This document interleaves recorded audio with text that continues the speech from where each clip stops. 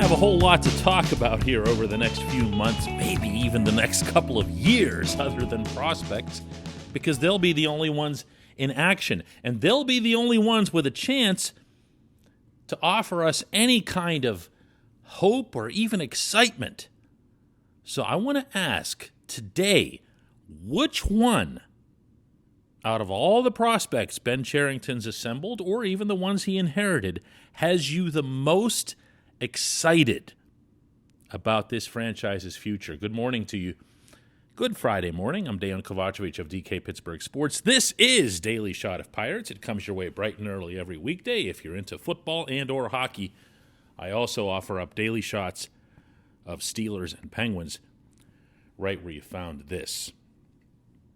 There are a handful of prospects in this system who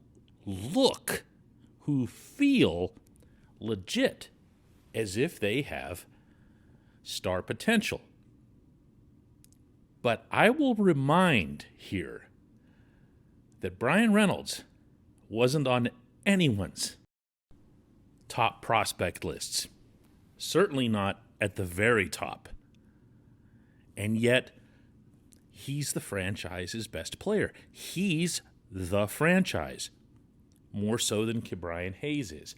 And the reason for that is, even though Reynolds doesn't do any one thing that makes you go, whoa, it's the consistency.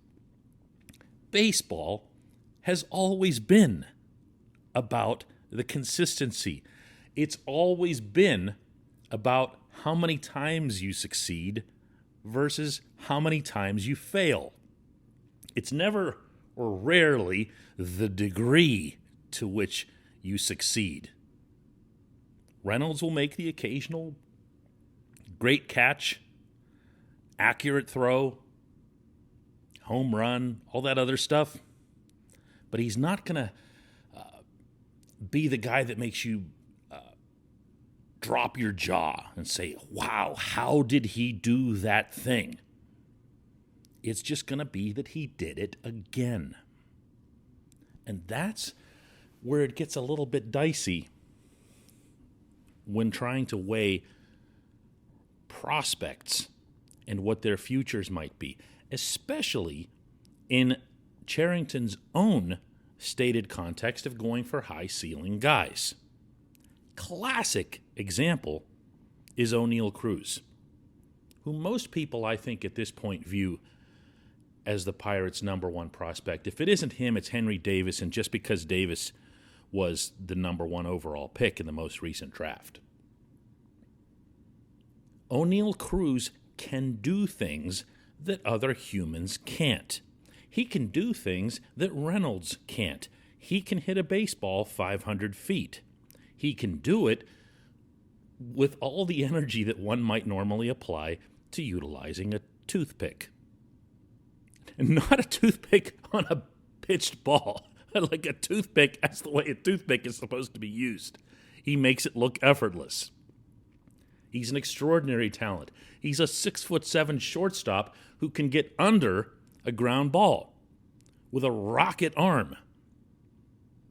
And none of it'll matter if he can't be consistent. So when I look at the system, I might look at it in a different way than most will, and I definitely look at it in a different way than the various independent ranking services will. And my guy that has me the most excited is Quinn Priester. This portion of Daily Shot of Pirates is brought to you by our friends at North Shore Tavern, that's directly across Federal Street from PNC Park. It's home of Steak on a Stone, an eating experience, underscoring the word experience. The steak is brought to you partially cooked on an 800-degree stone, and you do the rest. It's a ton of fun, it's a great meal, and it's a baseball atmosphere like no other in Pittsburgh. North Shore Tavern, right across Federal Street from PNC Park. This is more conceptual than it is about the individual. When you watch Roansy Contreras pitch, you have that O'Neal Cruz effect. You go, wow, he can do things that other people can't. Here comes a 100-mile-an-hour fastball. Here comes an off-speed pitch that doesn't look at all to be off-speed. And it has that impact on you. And you think, this kid could be special. And we're excited about special. All of us are. I am too. But what excites me the most from a team standpoint, any sport, is someone who will contribute the most to the team's cause. And when I think of a Reynolds who might be in the system, I'm not thinking of a position player, I'm thinking of a starting pitcher. The Pittsburgh Pirates have one thing in common with the other 29 teams in Major League Baseball, and that's that they need starting pitching. And they need it, oh boy, in the worst way. And nothing could transform the look, the feel, and the reality of this franchise faster and more convincingly than the addition of competent, reliable starting pitching. Here again, I'm not talking about flash. The Pirates as a franchise have never had, incredibly, over 136 years, a truly great starting pitcher. And I say that with apologies to Doug Drabeck, a Cy Young winner. John Candelaria, who Chuck Tanner once told me had to be the greatest pitcher in Pirates history. Going back, Vern Law, Bob Friend, Babe Adams. I mean, you just go back to 120 years ago. You're not going to find a truly great starting pitcher. And those are rare now anyway. There's only so much of Max Scherzer to go around. You don't see the horse types in the game anymore. The 32 starts, the gotta go the distance every time. But it's still the case that this franchise would benefit the most from a starting pitcher who can get you a team win, not a pitching win, a team win every fifth day. Priester, to me, profiles that way. Yeah, he's got stuff. He's got wipeout stuff. He's also got all the moxie that you'd want, and he's got the smarts and the combination of pitches. And he's shown in his limited time in the system that he can get results as well, and that a team can win on his shoulders, as Greensboro did this past summer. This is the player I'm most looking forward to seeing in Pittsburgh. This is the type of player I'm most looking forward to seeing in Pittsburgh. Someone who can get the results from the team's standpoint. And this kid, to his credit, has shown that he can handle it. He can handle the extra outside attention he's gotten for his production over the past year and a half, and he can handle whatever's going to come his way when he gets to Pittsburgh. Here's a little bit of what he had to say yesterday in Bradenton to Alex Stumpf, our baseball beat writer at DK Pittsburgh Sports. At the end of the day, the things that make me good aren't necessarily, pitches or maybe, just different things that I can do, but it's more so holistic. Like, I feel like what makes me good is that I compete and want to win more than the guy at the plate. And also, bringing athleticism to that, that really benefits, my game as a pitcher and myself as an athlete. And so being able to lock into that mental side usually cleans up a lot of the physical for me. And then that's something that I just need to focus and trust going into this year. Focus and trust the good work that I'm putting in now and continuing to put in for next year.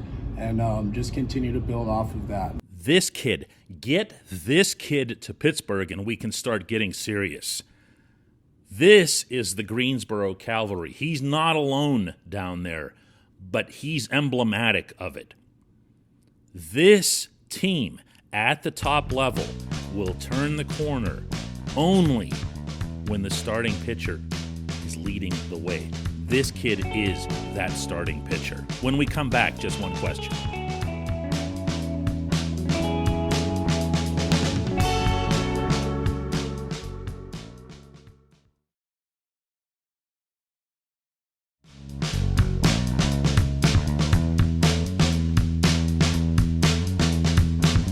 Welcome back. It's time for just one question, and today's comes from Karen, who asks, who do you think the Pirates can trade for to start back on a winning season? Thanks.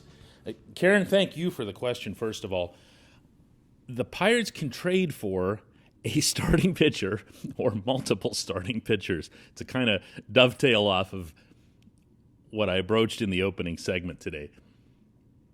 Baseball has, and forever has had, only one shortcut to success, and that's starting pitching. I'm reminded, and always will be reminded, of the Diamondbacks World Championship team that had Curt Schilling and Randy Johnson on it. Didn't matter who else they had. They found a way to maneuver their rotation through the playoffs, utilizing off days, short outings, whatever it was, to get those guys on the mound as often as possible and just allow the two of them to win it all. And they did. And they did. The sport really can be that simple. If you were the Pirates and you were looking to trade, though, that's the key word in your question there, then it gets a little bit more complicated, because now you're looking at moving, undoubtedly, prospects. And that doesn't really make sense right now. If I'm the Pirates and I'm looking to add starting pitching, whether that's because of a seismic change in the collective bargaining agreement that allows them or forces them to spend more, you're better off doing that through free agency. You don't want to be giving up baseball assets if you don't need to. And truth be told, the Pirates don't need to. If they had given up a baseball asset, for example, to get Roberto Perez because he's a reliable defensive performer behind the plate, it would have been pretty dumb. As it is, just handing him $5 million over a year, when you have it, no harm, no risk, nothing lost. That's the kind of approach that I'd want to see if they were taking your suggestion and going out and getting pitching that would allow them to win in 2022. That said, listening to Cherington's remarks so far this offseason, I don't get the sense that's a priority for them. That's disappointing for me. I'm sure that's going to be disappointing for a lot of people. I think both tracks can be occupied, meaning the future and the present. They apparently don't see it that way. I'd rather see them go out and get pitching, compete, lift their chins up a little bit, lift everybody's chins up a little bit, inside and outside the organization, create some real belief that this thing is gaining momentum in the third year under this management, underscoring third year. But I don't know. I'm not getting the sense that's going to take place, Karen. So I have a feeling you're wishing for something that's unlikely, barring, once again, the collective bargaining agreement changing the entire landscape, particularly in places like Pittsburgh. I appreciate the question. I appreciate everybody listening to Daily Shot of Pirates, not just today, all week long and all the time. It's going to be a challenge here, I'm not going to lie, finding stuff to talk about in a baseball context over the next few months or years or whatever it takes. But you know what? If I can call on the owners to stay united and get a salary cap system put in place, I can certainly show up here every day and do a daily shot of Pirates, my small part. Let's do it again Monday.